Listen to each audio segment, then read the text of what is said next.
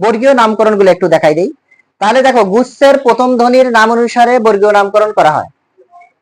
ক থেকে ম পর্যন্ত 25টি ধ্বনি। এই 25টি ধ্বনি উচ্চারণ করার সময় মুখের কোথাও না কোথাও স্পর্শ করে উচ্চারিত হয়। যেমন ক, চ, ট, ত, প, কোথাও না কোথাও স্পর্শ করে বের আসতেছে, এজন্য এই ধ্বনিগুলাকে স্পর্শ ধ্বনি বলা হয়। এই ধ্বনিগুলা দেখো, এই ধ্বনিগুলারে আমরা গুচ্ছের নাম অনুযায়ী বর্গীয় নামকরণ করছি। তাহলে ক, চ, ট, ত, প, প্রথম গুচ্ছের প্রথম ধ্বনির নাম ক, তাহলে বর্গীয় নাম এটার কি? ক বর্গীয়। মানে গুচ্ছের প্রথম ধ্বনির নাম অনুসারে বর্গীয় নামকরণ করা হয়। তাহলে প্রথম গুচ্ছের প্রথম ধ্বনি হচ্ছে ক, তাহলে এটা কি বর্গীয়? দ্বিতীয় গুচ্ছের প্রথম ধ্বনি কি? চ। তৃতীয় গুচ্ছের প্রথম ধ্বনি, চতুর্থ গুচ্ছের প্রথম ধ্বনি, আর পঞ্চম গুচ্ছের প, প বর্গীয়। তার মানে ক, চ, ট, ত, প, এই 5টা ধ্বনি যদি আমাদের মনে থাকে, তাহলে আমরা বর্গীয় ধ্বনিগুলা অটোমেটিক্যালি আমাদের মনে আসবে। মানে প্রথমের ধ্বনিগুলা মনে থাকলে বাকি ধ্বনিগুলো অটোমেটিক্যালি মুখে চলে আসবে। বর্গীয় ধ্বনি, এই বর্গীয় ধ্বনিগুলোকে আবার উচ্চারণ স্থান অনুযায়ী 5টা ভাগে ভাগ করা হয়েছে।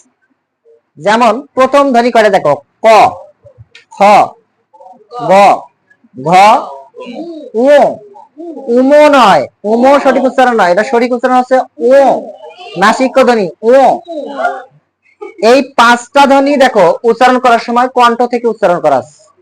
ক, ক, ক, খ, গ, ঘ, উ, কণ্ঠ থেকে উচ্চারণ করা হচ্ছে। এজন্য এদের উচ্চারণের স্থান হচ্ছে কণ্ঠ, সেজন্য এদের নাম হচ্ছে কণ্ঠ ধ্বনি। উচ্চারণের স্থান অনুযায়ী এদের নাম কি? কণ্ঠ ধ্বনি। এরপর স, ছ, জ, ঝ, ইয়।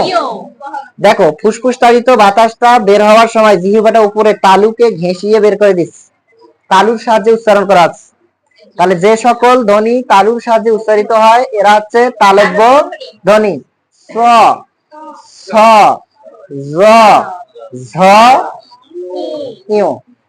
এরপর ট, ট, এই যে মোটা দাঁত দুটো আছে না সামনে, এই দাঁত দুটোর নিচে আঙ্গুলটা দিয়ে এরকম করে দেখো একটা উঁচু জায়গা আছে। জিহ্বা দিয়ে ট্রাই করলে কিন্তু বোঝা যাবে না, সমান মনে হবে, কিন্তু এটা দিয়ে অতি সহজে বোঝা যায় উঁচু জায়গা। এই উঁচু উঁচু জায়গাটার নাম হচ্ছে মূর্ধা। উঁচু জায়গাটার নাম কি? তাহলে জিহ্বার ডগা, ডগা মানে কি? আগা। জিহ্বার ডগা মূর্ধাকে স্পর্শ করে যে সকল ধ্বনি উচ্চারণ করে এদেরকে বলা হয় মূর্ধান্য ধ্বনি, মূর্ধা বা মূর্ধান্য ধ্বনি। যেমন ট, ছ, ড, ঢ, মূর্ধান্য। যদি ওই জায়গায় স্পর্শ না করে বুঝতে হবে যে সঠিক উচ্চারণ হচ্ছে না, সঠিক উচ্চারণ হচ্ছে না। এরপর ত, থ, দ, ধ, দন্তন্য। দন্ত শব্দের অর্থ হচ্ছে দাঁত। জিহ্বার পাতলা অংশটা সামনের দুটা দাঁতকে স্পর্শ করে যে সকল ধ্বনি উচ্চারণ করে ওই ধ্বনিগুলো দন্তধ্বনি। যদি দাঁতকে স্পর্শ না করে ওগুলা সঠিক উচ্চারণ হবে না, মানে দন্তধ্বনি হবে না, স্পর্শ করতেই হবে। যেমন ত, থ, দ, ধ, দন্তন্য। মনে থাকবে? দন্তধ্বনি। এরপর প, ফ, ব, ভ, ম। প, ফ, ব, ভ, ম। দুই ঠোঁট, শুধুমাত্র দুই ঠোঁটকে ব্যবহার করে এই ধ্বনিগুলো উচ্চারিত হচ্ছে। প, ফ, ব, ভ, ম। তাহলে দুই ঠোঁটের সাহায্যে উচ্চারিত হচ্ছে। এই ঠোঁটটাকে তৎসম শব্দে ওষ্ঠ বলা হয়। এজন্য এই 5টা ধ্বনির নাম কি? ওষ্ঠ ধ্বনি। এখন দেখো, জ, র, ল, অ আর স, স, স, হ। এখানে তালব্য স, দন্ত স, মূর্ধন্য স, হ, এই 4টা ধ্বনি উচ্চারণ করার সময় বাতাস শীষ দেওয়ার মতন আওয়াজ করে বের হয়ে আসতেছে। তালব্য স, দন্ত স, মূর্ধন্য স, হ। এখন প্রশ্ন হইতে পারে, স্যার প্রথমের 3টে নাই ঠিক আছে, হটা কিভাবে? আরবি বর্ণমালায় হা আছে 2টা। কয়টা? 2টা। এ কারণে ওখানে হা এর পার্থক্য বোঝা যায়। একটা জিমের কাছকার হা, খাড়া হা আমরা যেটাকে বলে থাকি, এটা গলা কেঁকড়িয়ে উচ্চারণ করতে হয়, হা হা। আর লামালিপের কাছে যে হা মানে গোল হা, এটা মোটা করে উচ্চারণ করতে হয়, হ হ হ। এ কারণে ওটাতে দুটো পার্থক্য আছে, কিন্তু বাংলাতে হা কয়টা? একটা, এটা হচ্ছে ঘোষ মহাপ্রাণ ধ্বনি। এ কারণে এই ধ্বনির পার্থক্য আমাদের বুঝতে একটু কষ্ট হয়। আরবিতে সঠিকভাবে বোঝানোর ক্ষেত্রে দেখো, যেমন আর রাহ, আর রাহ গলা কেঁকড়ে উচ্চারণ করা, আর রহমানির রহিম, আর রহ গলা কেঁকড়ে উচ্চারণ করছি না, শ্বাসাঘাত পাইছে, শ্বাস পাইছে না, শীষ দেওয়ার মতো আওয়াজ আসছে না। কিন্তু মোটা হা যখন উচ্চারণ করা হয়, আল্লাহ আল্লাহু আল্লাহু আল্লাহু আল্লাহ, মোটা হচ্ছে না, মোটা হয়েছে।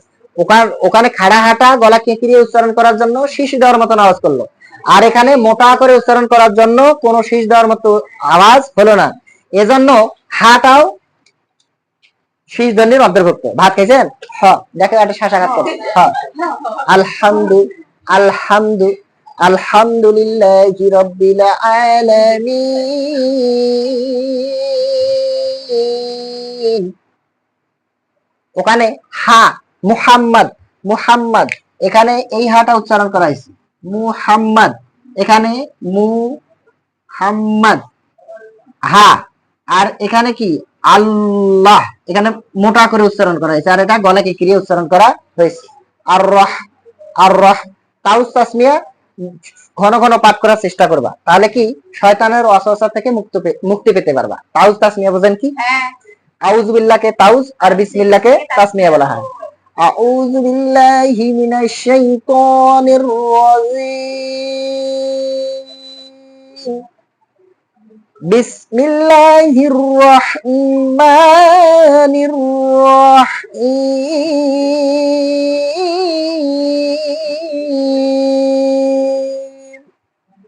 হে আল্লাহ, আপনি আমাকে কি করুন? বিতাড়িত শয়তানের হাত থেকে রক্ষা করুন। আর পরম করুণাময় অসীম দয়ালু আল্লাহর নামে শুরু করতেছি। তাহলে দুই হার পার্থক্য বুঝছেন? তার মানে এই হাটাও শীষ ধ্বনির অন্তর্ভুক্ত। শীষ ধ্বনি। এখন অন্তর বোঝেন? অন্তর হচ্ছে ভিতরে, অন্তর হচ্ছে ভিতরে মাঝখানে। এখানে স্পর্শ ধ্বনি, দেখো স্পর্শ ধ্বনি এবং শীষ ধ্বনির অন্তে মানে ভিতরে যে সকল ধ্বনির অবস্থান, ওই ধ্বনিগুলাই হচ্ছে অন্তস্থ ধ্বনি।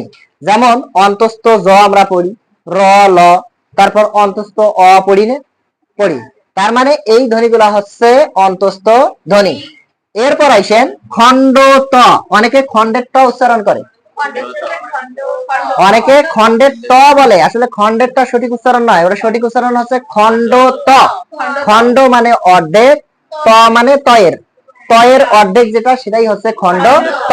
এটা দন্ত ধ্বনির অন্তর্ভুক্ত। এই ত আর এই তয়ের উচ্চারণ একই, এই ত আর এই তয়ের উচ্চারণ একই, এ কারণে আলাদা করে এটার কোনো নামকরণ করা হয়নি।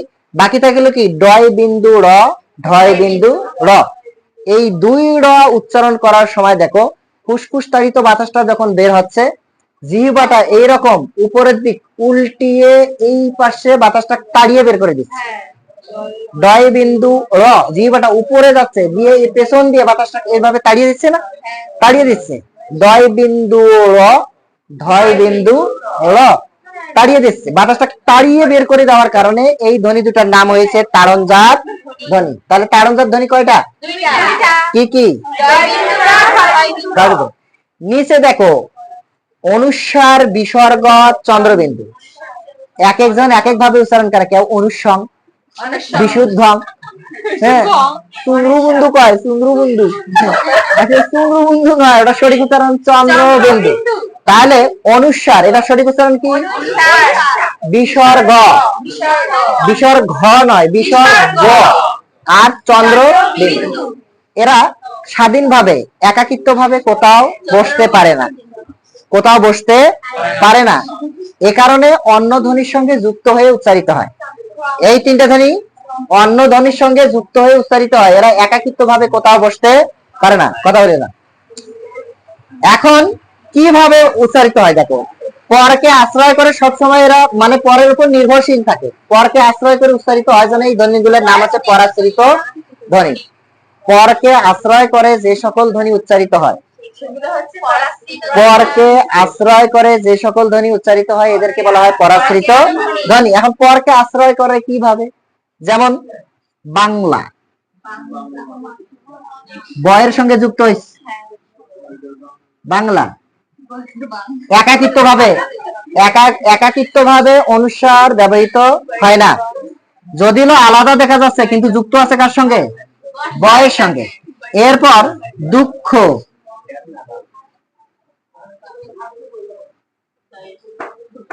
দুঃখ এখানে ক্ষয়ের সঙ্গে বিসর্গ যুক্ত, দুঃখ, হ্যাঁ একাকিত্ব ভাবে কিন্তু ব্যবহৃত হয়নি। এরপর এসে কি চাঁদ,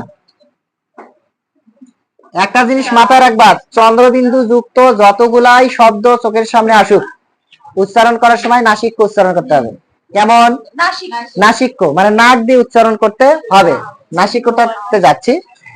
তাহলে দেখো, যে সকল ধ্বনি অন্য ধ্বনির সাহায্য ছাড়া নিজে নিজে উচ্চারিত হতে পারে না, অথবা যে সকল ধ্বনি পরকে আশ্রয় করে উচ্চারিত হয় ওই ধ্বনিগুলা হচ্ছে পরাশ্রিত ধ্বনি। এখানে দেখো বর্গীয় 5 নম্বর ধ্বনি 5টা, উ ইয় ন ন ম, উ উ ইয় ন ন ম, এই 5টা ধ্বনি উচ্চারণ করার সময় ফুসফুস তাড়িত বাতাস মুখ দিয়ে বের না হয়ে নাক দিয়ে বের হচ্ছে। এখন নাকটা এরকম চাপ, এই নাকটা এরকম করে চেপে ধরে উচ্চারণ করে দেখি 5টা ধ্বনি। বেশি জোরে চেষ্টা করার দরকার নাই, যদি গ্যাসের সমস্যা থাকে সকালবেলা অন্য একটা সমস্যা হয় ওই দিকে দরকার নাই। তাহলে কি ও ইয় ন ন ম নাকের সাহায্যে উচ্চারণ করা হচ্ছে। নাক, নাসিকা নাসান্দ্র থেকে নাক, নাক এই নাকের সাহায্যে উচ্চারিত হচ্ছে জন্য এরা হচ্ছে নাসিক্য ধ্বনি। তাহলে নাসিক্য ধ্বনি কয়টা, 5টা। আমি মাঝখানে দুটো ধ্বনির নাম লিখছি, একটা কম্পনজাত আর একটা পার্শ্বিক। এখানে পার্শ্বিক ধ্বনি একটা, সেটা হচ্ছে ল, পার্শ্বিক ধ্বনি একটা, সেটা কি ল। এই ল ধ্বনিটা উচ্চারণ করার সময় জিহ্বাটা মুখের মাঝামাঝি জায়গায় অবস্থান করে এবং ফুসফুসতাড়িত বাতাসটা জিহ্বার চতুর্পাশ দিয়ে বের হয়, চতুর্পাশ দিয়ে বের হওয়ার সুযোগ থাকে, আর ঠোঁটটা সামান্য গোলাকৃতি ধারণ করে। যেমন ল, ল, ল, জিহ্বাটা কি মাঝামাঝি জায়গা আছে না, ল উপরে যদি লাগে বা নিচে যদি লাগে তাহলে কিন্তু সঠিক উচ্চারণ হবে না। ল, ল, জিহ্বার চতুর্পাশ দিয়ে বাতাসটা বের হওয়ার সুযোগ থাকে, আর এই জন্য এই ধ্বনিটা হচ্ছে পার্শ্বিক ধ্বনি। তাহলে যে ধ্বনি উচ্চারণ করার সময় ফুসফুস তাড়িত বাতাস জিহ্বার চতুর্পাশ দিয়ে বের হয়ে আসে ওই ধ্বনিটাই হচ্ছে পার্শ্বিক ধ্বনি। এরপর আসো কম্পনজাত ধ্বনি। কম্পন মানে কি, কাঁপন তৈরি করা, কাঁপন তৈরি করা। এই কম্পনজাত ধ্বনি একটি, সেটা হচ্ছে র। এই র ধ্বনিটা উচ্চারণ করার সময় দেখো রটা উপর তালুক কতবার যে আঘাত করে গণা মুশকিল। আমি কমসে কম 10,000 বার ট্রাই করছি, মানে যেহেতু আমার পড়া লাগবে, এই যেহেতু আমার পড়া লাগবে, এটা তো শরীরটা আমার জানা লাগবে, কমসে কম 10,000 বার চেষ্টা করছি, একবারও মিলাইতে পারি নাই কতবার আঘাত করছি। র এত দ্রুত গতিতে এত স্পিডে এটা উপরে লাগে র। যেমন চানাচুর কতবার লাগে, হ্যাঁ চানাচুর র। এই র দ্রুত গতিতে জিহ্বার আছে, দ্রুত গতিতে জিহ্বার কম্পন যে তৈরি করতে পারবে সে র উচ্চারণ করতে পারবে, আর যে পারবে না সে র কে অ উচ্চারণ করবে। রংপুর অঞ্চলে, আমাদের এই অঞ্চলে দেখবেন গ্রাম অঞ্চলে কিছু কিছু মানুষ র উচ্চারণ করতে পারে না, ওরা অ উচ্চারণ করে। পড়ে যাচ্ছেন ভাই অঙ্কুর, বাপরে বাপ, ওই আস্তা দিয়ে হাঁটাই যাচ্ছে এত ভিড়, আস্তা অঙ্কুর। অনেক সময় আমাকেও মাঝে মাঝে বলে কি ভাই আজ আমি, তার মানে র উচ্চারণ করতে পারে না, র উচ্চারণ করতে পারে না। কম্পন, তাহলে কি এই যে জিহ্বার কম্পন দ্রুত গতিতে এই কম্পনটা যে করতে পারবে সেই শুধু র উচ্চারণ করতে পারবে, অন্যথায় সম্ভব নয়। তাহলে কম্পনচাপ ধ্বনি কয়টা? একটা, সেটা হচ্ছে কি র। এই ধ্বনিগুলোকে প্রাণতা এবং ঘোষতা বিচারে দুটা ভাগে ভাগ করা হয়েছে। প্রাণতা এবং ঘোষতা বিচারে এই ধ্বনিগুলো কয় প্রকার? দুই প্রকার। এই দিক তাকাও। প্রাণতা বিচারে দুই প্রকার, একটা অল্প প্রাণ আর একটা মহাপ্রাণ। আর ঘোষতা বিচারে দুই প্রকার, অঘোষ আর ঘোষ। দেখ এখানে আমি প্লাস চিহ্ন দিছি, দেখো বর্গীয় 1 নম্বর এবং 2 নম্বর ধ্বনি অঘোষ। 1 নম্বর এবং 2 নম্বর ধ্বনি কি? অঘোষ। আর 3 নম্বর 4 নম্বর ধ্বনি হচ্ছে ঘোষ। যে সকল ধ্বনি উচ্চারণ করার সময় স্বরতন্ত্রী অনুরণিত হয় না, মানে কাঁপে না, কাঁপে না, এই ধ্বনিগুলা হচ্ছে অঘোষ।